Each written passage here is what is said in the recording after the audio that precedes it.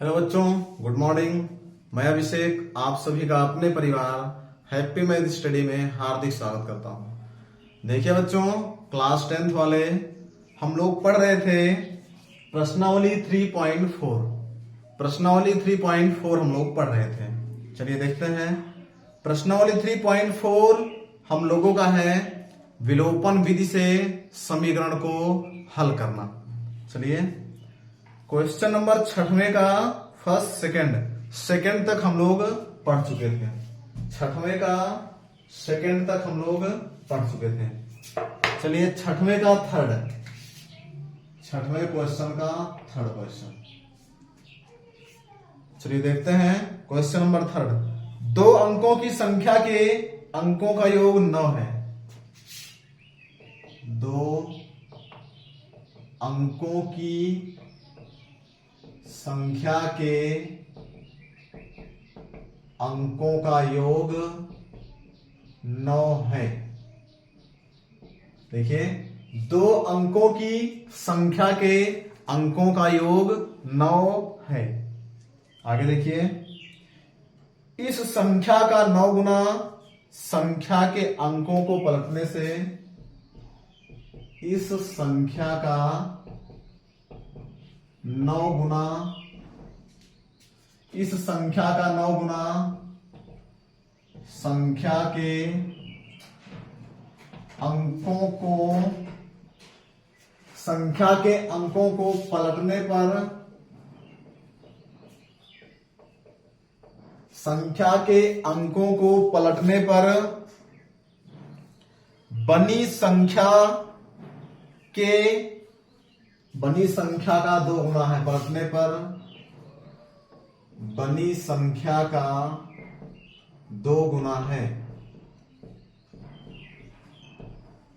2 गुना है। संख्या ज्ञात कीजिए। संख्या ज्ञात कीजिए। चलिए देखिए बच्चों, क्वेश्चन को आप लोग समझने का पूरा प्रयास कीजिएगा। आप लोग जान लीजिए 100% आप लोग समझ जाएंगे। बस केवल ध्यान दीजिए, बस जो इसमें लिखा है वही हम करेंगे। अब देखिए, 2 अंकों की संख्या कितने अंक की है? 2 अंक। अगर किसी संख्या में 2 अंक है तो वो संख्या 10 से लेके 99 के बीच में होगी। ध्यान दीजिएगा भाई, 10 के नीचे जो संख्या होती है उसमें सिर्फ 1 अंक होता है। 1 इकाई, 2 इकाई, 3 इकाई, 4 इकाई, 5 इकाई, 9 तक सिर्फ इकाई होता है। इसके बाद में 10 से लेकर 99 तक इकाई और दहाई होता है। 2 दहाई 5 इकाई 25, 4 दहाई 5 इकाई 45।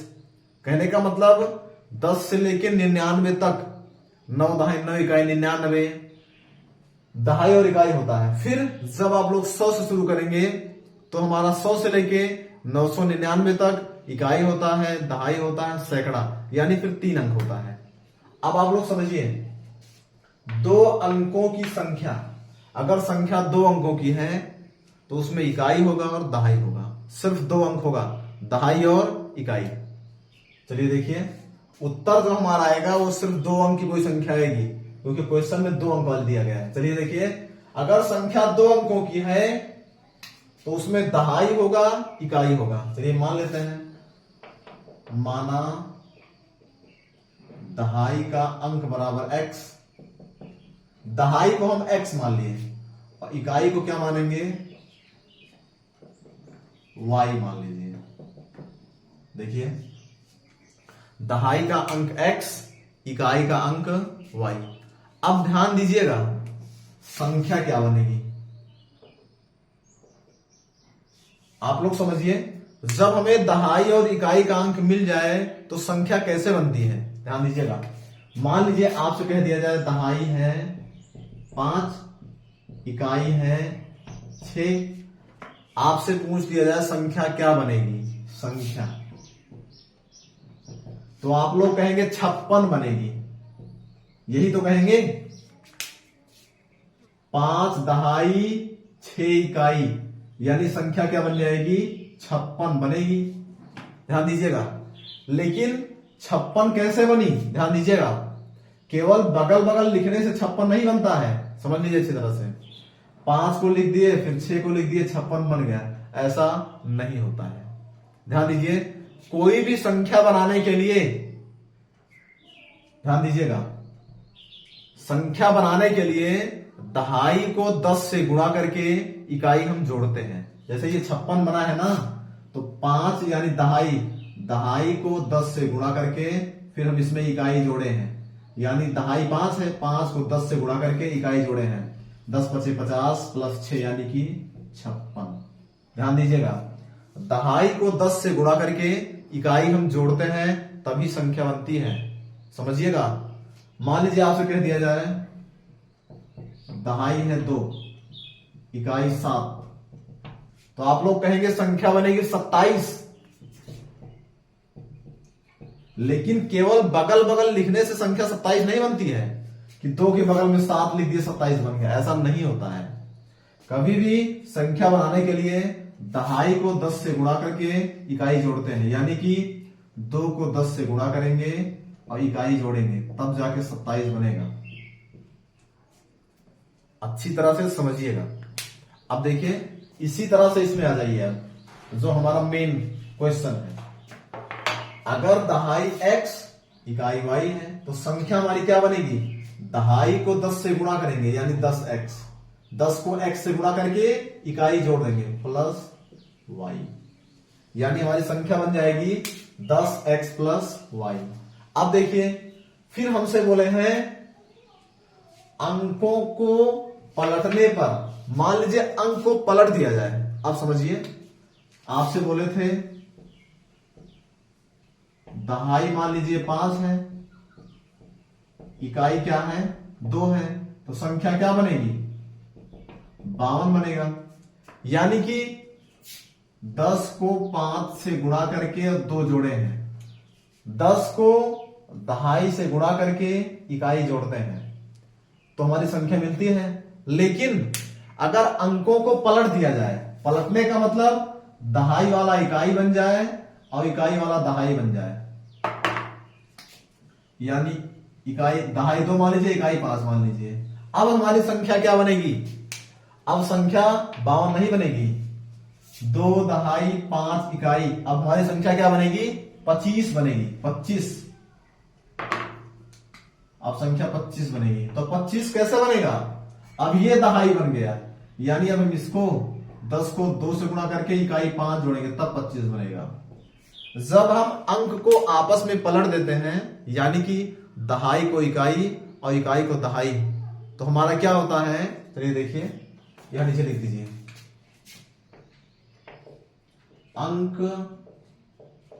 पलटने पर प्राप्त नई संख्या।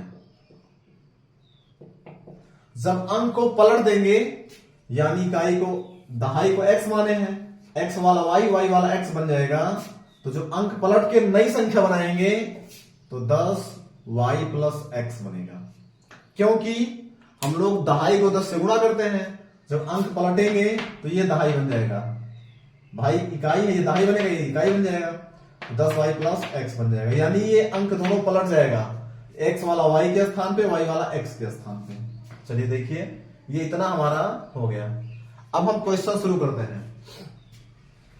बच्चों ध्यान दीजिए, संख्या से संबंधित कोई भी क्वेश्चन आप लोग को मिलेगा तो ये चारों लाइन आप लोग जरूर लिखेंगे, चाहे याद कर लीजिए चाहे समझ लीजिए, आपकी मर्जी, लेकिन हर हाल में आप लोगों को ये 4 लाइन, दहाई x माने हैं, इकाई y माने हैं, संख्या 10x प्लस y, अंक पलटने पर प्राप्त नई संख्या 10y प्लस x, यानी x के स्थान पे y, y के स्थान पे x, दोनों को अंक को पलट दिए हम। इतना समझा दिया आप लोगों को कैसे आता है, ये कैसे बनता है, ये कैसे बनता है, चाहे समझ लीजिए या याद कर लीजिए, लेकिन संख्या से संबंधित किसी भी क्वेश्चन में आप लोगों को ये हर हाल में जानना पड़ेगा। अब चलिए शुरुआत करते हैं पहली शब्द से।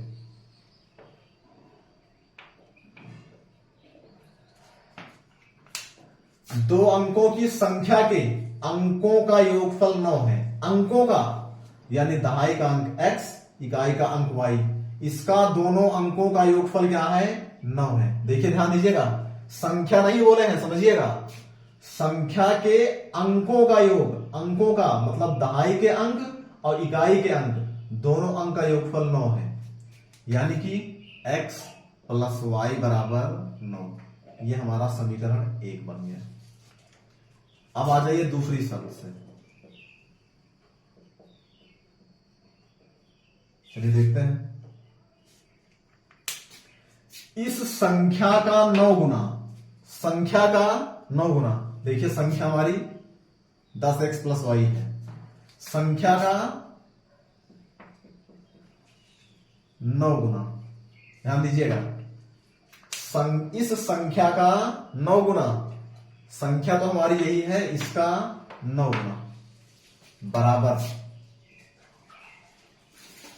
संख्या के अंकों को पलटने पर बनी संख्या, अंकों को पलटने पर जो नई संख्या बनी है इतना बनी है।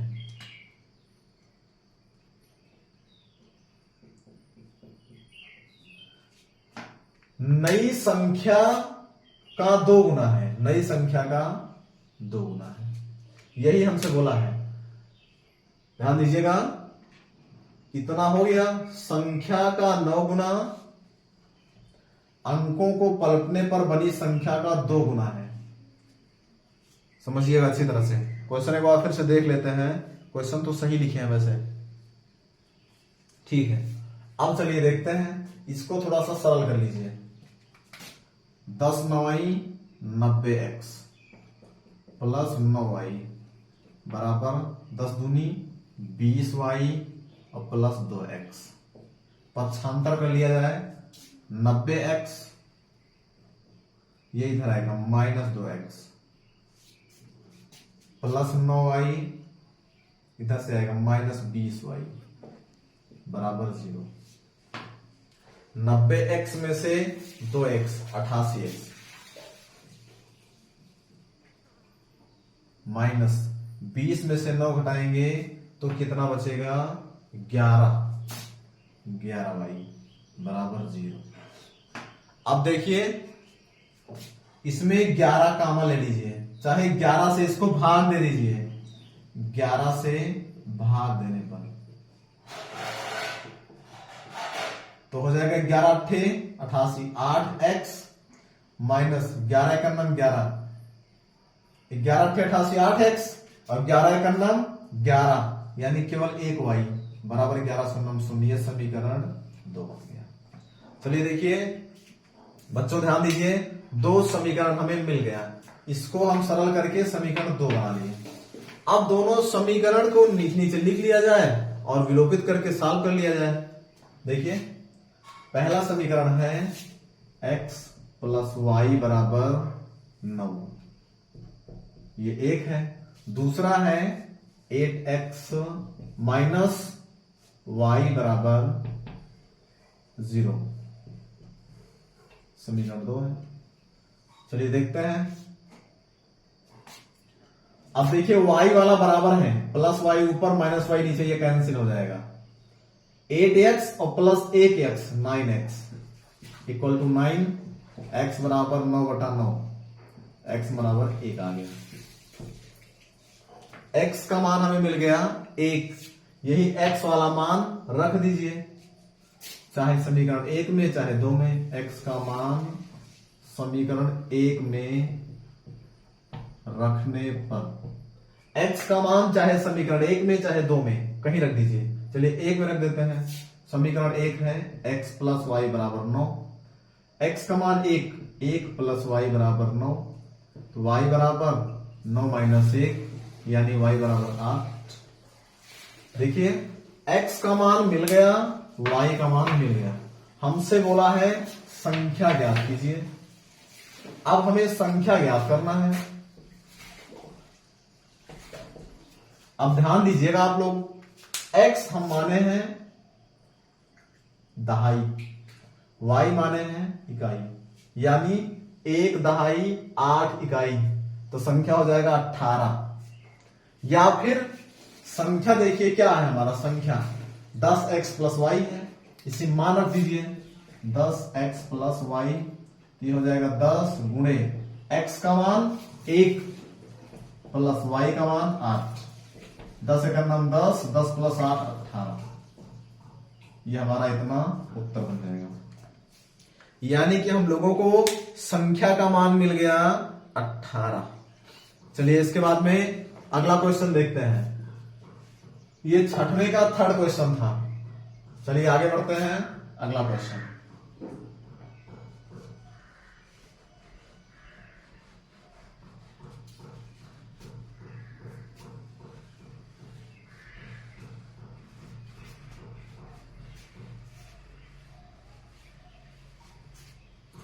क्वेश्चन नंबर छठवें का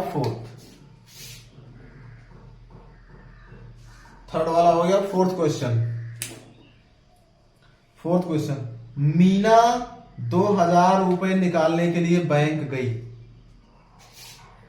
मीना रुपए 2000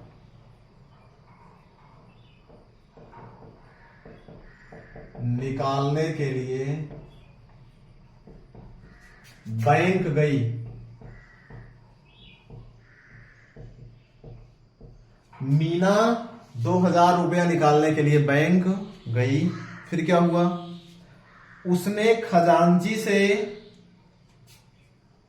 ₹50 तथा ₹100 के नोट देने के लिए कहा। उसने खजांची से यानी कैशियर से, खजांची का मतलब कैशियर से खजांची से ₹50 तथा ₹100 के नोट, ₹50 तथा ₹100 के नोट देने के लिए कहा। चलिए देखिए, 2000 रुपए निकालने गई थी। उसने बोला, मीना ने कैशियर से बोला कि भैया हमें जो आप पैसा देंगे 50 और 100 रुपए का नोट दीजिए। यानी 50 रुपए का नोट और 100 रुपए का नोट, कुल मिला के हमें 2000 रुपए दे दीजिए। कुछ 50 का दे दीजिए, कुछ 100 का दे दीजिए। चलिए देखिए, देने के लिए कहा। फिर क्या हुआ? मीना कुल 25 नोट प्राप्त किए। मीना ने कुल 25 नोट प्राप्त किए। यानी कि उसने मीना को कुल 25 नोट दिया।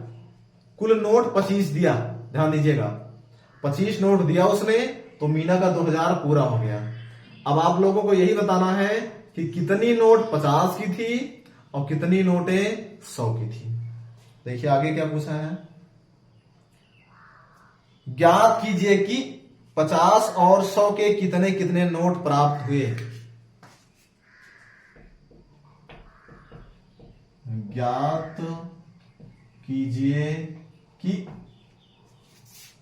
50 और 100 के कितने कितने नोट मीना को मिले। नोट मीना को मिले। चलिए देखिए, ध्यान दीजिएगा, क्वेश्चन समझ लीजिए। मीना 2000 रुपए निकालने के लिए बैंक गई। उसने कैशियर से बोला, खजांची से, भैया हमें 50 और 100 रुपए के नोट मिला के कुल 2000 रुपए दे दीजिए। कुछ नोट 50 के दे दीजिए और कुछ नोट हमें 100 के दे दीजिए। तो उसने क्या किया? दे दिया। उसने कुछ नोट 50 का दे दिया, कुछ 100 का दे दिया। कुल मिला के उसने 25 नोट दिया। 25 नोट मीना को मिले। अब आप लोगों को यह बताना है कितनी नोटें 100 की दिया और कितनी नोट 50 की दिया। कुल 2000 रुपए था। चलिए देखते हैं। मान लीजिए, माना ₹50 के नोटों की संख्या बराबर x। मान लीजिए 50 रुपए के नोटों की संख्या कितनी थी? x थी। और 100 रुपए की मान लीजिए ₹100 के नोटों की संख्या बराबर y। मान लीजिए कैशियर ने मीना को 50 रुपए के एक्स नोट दिए और 100 रुपए के वाई नोट दिए। ध्यान दीजिएगा, रुपया कुल कितना निकालना है? 2000। 50 रुपए का एक्स नोट हो गया और 100 रुपए का वाई नोट हो गया। ध्यान दीजिएगा, 50 रुपए का एक्स नोट और 100 रुपए का वाई नोट। चलिए ठीक है, अब आप लोग समझिएगा उसे कुल कितने नोट प्राप्त हुए। ध्यान दीजिए, आप लोग क्वेश्चन समझिएगा अच्छी तरह से। मीना को कुल कितना नोट प्राप्त हुआ? 25 नोट मिले। ध्यान दीजिए, आप लोग समझिए, क्वेश्चन बहुत आसान क्वेश्चन है, केवल समझ लीजिए बस। अगर कुल 2000 रुपए निकालना है, 50 रुपए के नोट एक्स और 100 रुपए के नोट वाई, तो पहली कंडीशन में क्या हो जाएगा? 50x प्लस 100y बराबर 2000। ध्यान दीजिएगा, 50 रुपए के एक्स नोट थे और 100 रुपए के वाई नोट थे, और कुल मिला के कितना रुपया बना हमारा? 2000 रुपया। 50 रुपया का एक्स नोट और 100 रुपए का वाई नोट, कुल मिला के 2000 रुपया बन गया। इसमें आप लोग क्या करिए, 50 कॉमन ले लीजिए, x प्लस 2y बराबर 2000। 50 से काट दीजिए, इसको थोड़ा छोटा हो जाए। ध्यान दीजिए, आप लोग इस समीकरण को एक मान के सॉल्व करेंगे तब भी हमारा आ जाएगा, लेकिन 50 लिखा है, 100 लिखा है, 2000 लिखा है, तो जोड़ने घटाने में थोड़ा बड़ी संख्या रहेगी तो दिक्कत होगी। थोड़ा सा इसको छोटा कर दीजिए। 50 ये हो जाएगा x प्लस 2y बराबर 50 चौका 240। ये समीकरण 1। ध्यान दीजिए, ऐसा हम क्यों कर रहे हैं? थोड़ा सा समीकरण का जो संख्याएं हैं, बड़ी बड़ी संख्या हैं, थोड़ा संख्याएं छोटी हो जाएं ताकि हमें जोड़ने या घटाने में आसानी हो जाए। बाकी आप लोग यहीं से सॉल्व करिएगा तब भी हमारा हल हो जाएगा। इसको समीकरण 1 मानिएगा तब भी सॉल्व हो जाएगा, कोई समस्या नहीं है। अब देखिए, मीना को कुल कितना नोट मिला? 25 नोट, यानी कि 50 रुपए का एक्स नोट था और 100 रुपए का वाई नोट था, और कुल कितना नोट मिला? 25 नोट। दूसरी शर्त से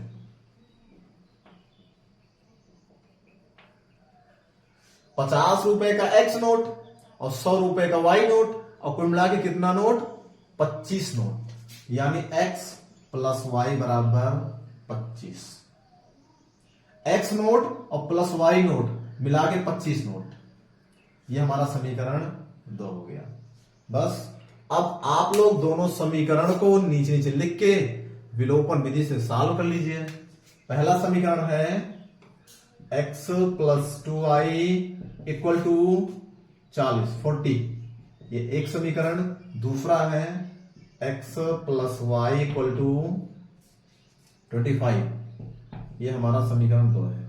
बस x वाला देखिए बराबर है, घटाने पर घटाएंगे तो चिन्ह बदलेगा, चिन्ह बदलेगा तो x वाला कट जाएगा, कैंसिल।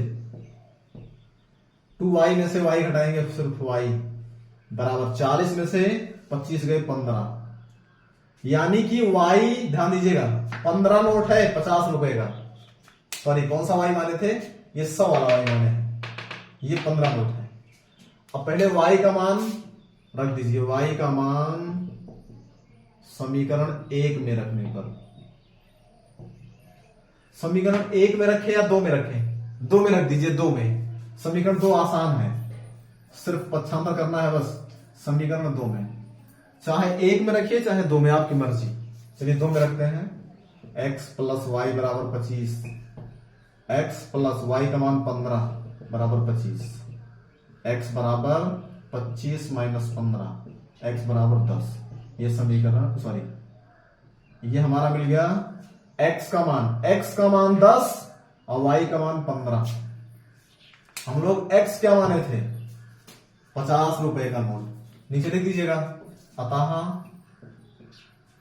50 रुपए के नोटों की संख्या बराबर 10, और 100 रुपए कितना नोट रहा? ध्यान दीजिएगा, x यानी 10 और 100 रुपए का कितना नोट था? 100 रुपए के नोटों की संख्या बराबर, हम इसको क्या माने थे, y माने थे, यानी कि 15।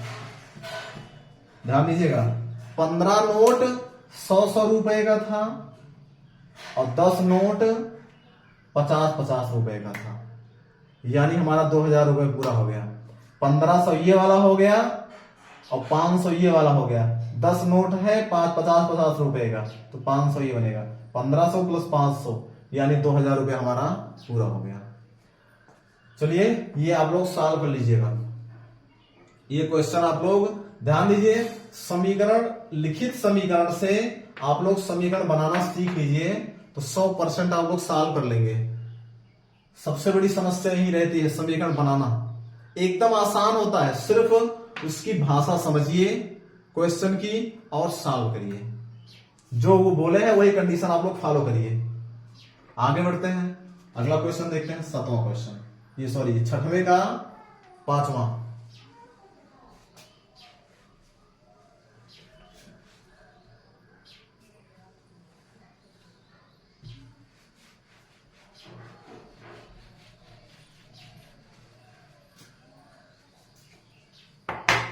छठवें का 5वां क्वेश्चन, चलिए देखते हैं। 6वें का 5वां क्वेश्चन, किराए पर पुस्तक देने के लिए पुस्तकालय की प्रथम 3 दिनों की एक नियत किराया है। चलिए देखिए, किराए पर पुस्तक देने के लिए, किराए पर पुस्तक देने के लिए पुस्तकालय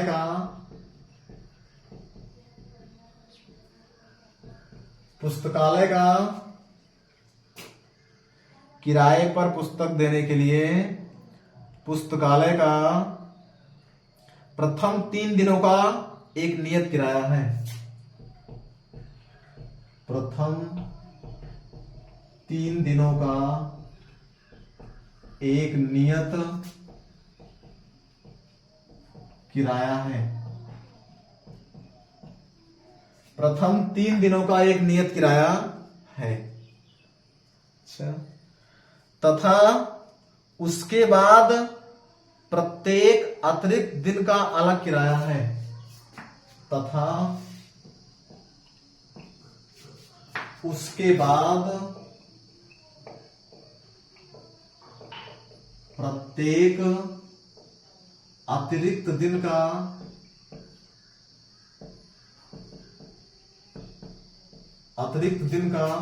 अलग किराया है।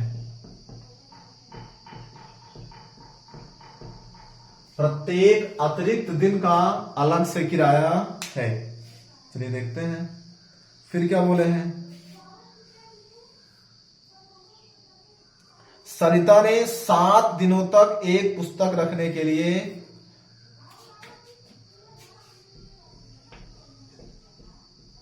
सरिता ने 7 दिनों तक एक पुस्तक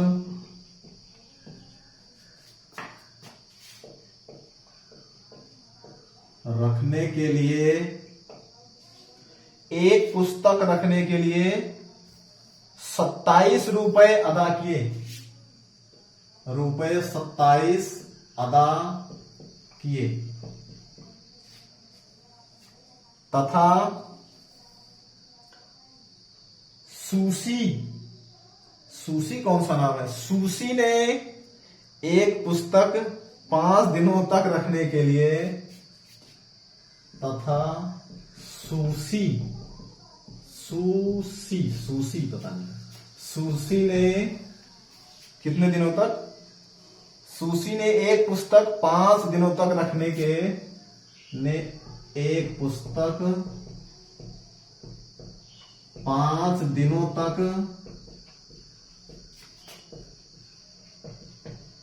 रखने के लिए 21 रुपए अदा किए। रुपए 21 अदा किए। नियत किराया तथा प्रत्येक अतिरिक्त दिन का किराया ज्ञात करो। नियत किराया तथा प्रत्येक अतिरिक्त दिन का किराया बताओ। चलिए देखिए, बस थोड़ा सा आप लोग थोड़ा सा इंक डाल लें, बस 10 सेकंड वेट करिए, फिर सॉल्व करते हैं।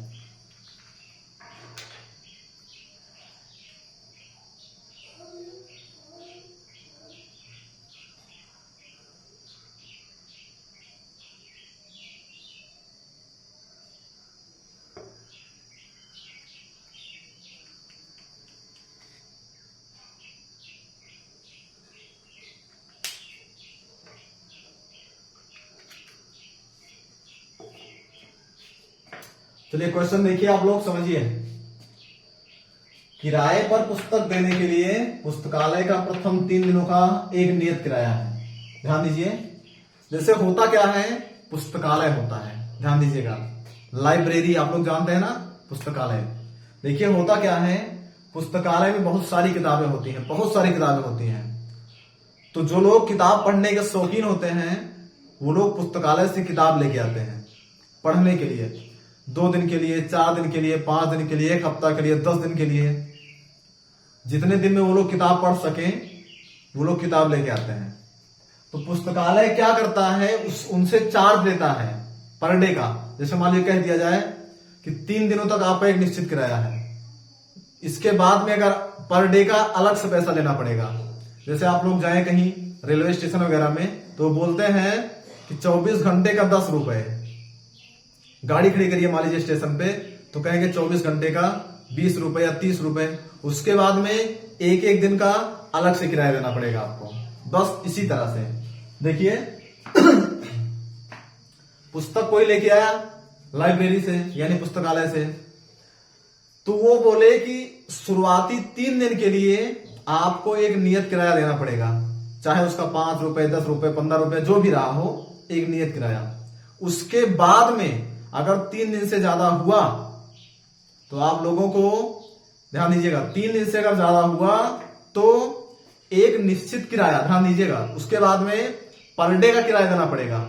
मान लीजिए शुरुआती 3 दिन का देते 10 रुपए, फिर कह दें चौथे दिन, फिर अगला दिन, प्रत्येक दिन आपको 2-2 रुपए अलग से देना पड़ेगा, 2 रुपए, 2 रुपए, 2 रुपए, 2 रुपए पर डे के हिसाब से, जब तक किताब आप रखेंगे अपने पास। बस यही क्वेश्चन है, ध्यान दीजिए।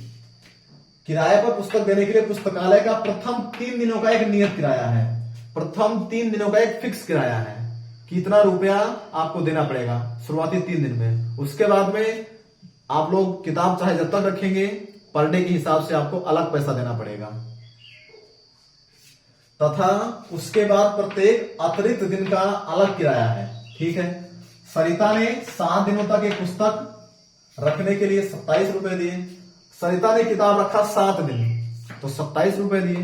कहने का मतलब शुरुआती 3 दिन का एक नियत किराया था, फिर अगले 4 दिन का जो किराया था, कुल 7 दिन रखी है किताब, ये देखिए 7 दिन, तो शुरुआती 3 दिन का किराया अलग देना पड़ेगा, फिर उसके बाद में 4 दिन जो अलग से रहेगा उसका अलग देना पड़ेगा। इसी तरह से दूसरी कौन सी है, सुशी ने पुस्तक 5 दिन तक रखी, उसने 21 रुपए दिए। चलिए सॉल्व करिए।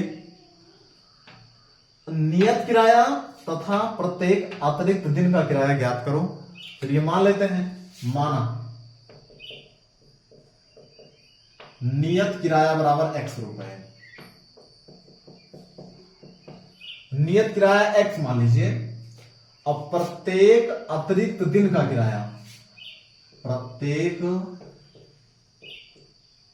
अतिरिक्त दिन का किराया बराबर y मान लीजिए, y रुपए। नियत किराया x रुपए मान लीजिए, और प्रत्येक अलग से 3 दिन के बाद जो देना पड़ेगा, अलग अलग दिन, ध्यान दीजिए, 3 दिन के बाद जो देना पड़ेगा पर डे किराया, उसको आप लोग y मान लीजिए। आगे देखिए, आप क्वेश्चन समझिएगा पहली शर्त से। हमसे बोले हैं पहली शर्त हमारी कहां से शुरू होगी, यहां से, सरिता से। सरिता ने 7 दिनों तक एक पुस्तक रखने के लिए 27 रुपए दिए। सरिता ने 7 दिनों तक किताब रखी, तो शुरुआती 3 दिनों तक, ध्यान दीजिएगा, शुरुआती 3 दिनों तक एक नियत किराया है, और नियत किराया हम x माने हैं, यानी x हो गया, प्लस कुल 7 दिन तक रखना है। 7 में से शुरुआती 3 दिनों का किराया x माने हैं, नियत किराया x रुपए। अगला बचा 4 दिन हमारे पास, ध्यान दीजिए, शुरुआती इसमें लिखा गया है 3 दिनों का, प्रथम 3 दिन का एक नियत किराया है, तो नियत को हम x माने हैं, यानी शुरुआती 3 दिन का x रुपए है। अगला 4 दिन हमारे पास बचा, क्योंकि 7 दिन किताब रखना है। अगले 4 दिन का अतिरिक्त दिनों का किराया हम क्या माने हैं, y माने हैं, x plus 4y equal to कुल कितना रुपए उसने दिया, 27 रुपए। ये समीकरण 1 समझिएगा अच्छी तरह से। शुरुआती 3 दिन का यानी एक नियत किराया x रुपए। फिर अब हमारे पास बचा 4 दिन। 4 दिन का प्रत्येक अतिरिक्त दिन का किराया हम y माने हैं, तो प्रत्येक दिन का यानी 4y बराबर 27। अब दूसरी शर्त से, दूसरी कौन सी गर्ल है, सूसी। ये सूसी कौन सा नाम होता है, सूसी। चलिए देखिए, सूसी तो लिखा है, इसमें क्या लिखा है, सूसी, हाँ सूसी लिखा है। देखिए सूसी क्या कर रही है, 5 दिनों तक रखने के लिए 21 रुपए, 5 दिनों तक। तो शुरुआती 3 दिन का तो x रुपए माने हैं, x प्लस अब हमारे पास 2 दिन बचा जो अतिरिक्त देना पड़ेगा, तो 2y बराबर 21 रुपए। ये समीकरण 2 हो गया। दोनों समीकरण को हम सॉल्व कर लेते हैं। चलिए देखिए, समीकरण 1 लिख लीजिए, x plus 4y equal to 27, ये समीकरण 1। दूसरा देखिए, x plus 2y equal to 21, ये समीकरण 2 हो गया। x वाला बराबर है घटाने पर, ये दोनों कैंसिल हो जाएगा, माइनस होगा तो ये माइनस ये माइनस, ये कैंसिल। 4y में से 2y, 2y बराबर 27 में से 21, 6, y बराबर 6/2, यानी कि y बराबर 3 रुपए। ध्यान दीजिएगा, y का मान 3 रुपए आ गया। अब y का मान रख दीजिए किसी समीकरण में, y का मान समीकरण इसी में रख दीजिए, 1 में रख दें। 1 में रखने पर x प्लस 4y बराबर 27, ये समीकरण 1 है। मान रख दीजिए, x प्लस 4 गुणे y का मान 3 बराबर 27, x प्लस 4 3 12 बराबर 27, x बराबर हो जाएगा 27 माइनस 12, पक्षांतर कर दीजिए, x बराबर 7 में से 2 घटाए 5 यानी 15 रुपए। अब देखिए क्वेश्चन आप लोग समझिए, x का मान 15, y का मान 3 रुपए, यानी कि शुरुआत एक नियत किराया उसका 15 रुपए है, यानी 3 जो शुरुआती 3 दिन रहेंगे उसका एक नियत किराया 15 रुपए। लिख लीजिएगा इधर, नियत किराया बराबर 15 रुपए, और y का मान 3 आया है।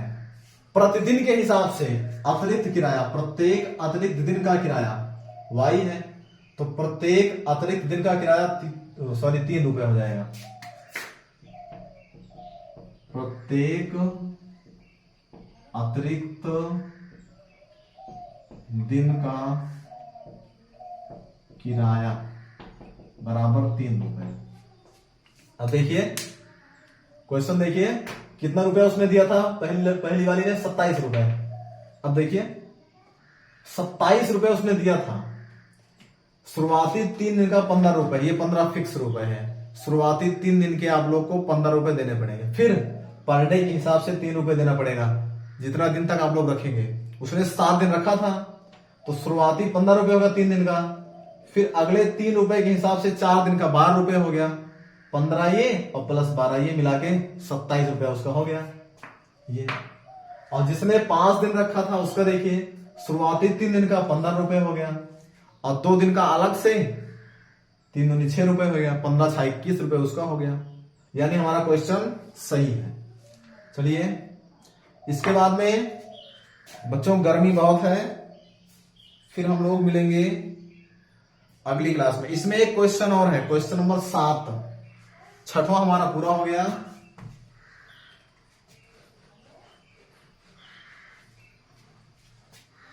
क्वेश्चन नंबर 6 हमारा हो गया। इसके बाद में आप लोगों को क्वेश्चन नंबर 7वां हम पढ़ाएंगे अगली क्लास में।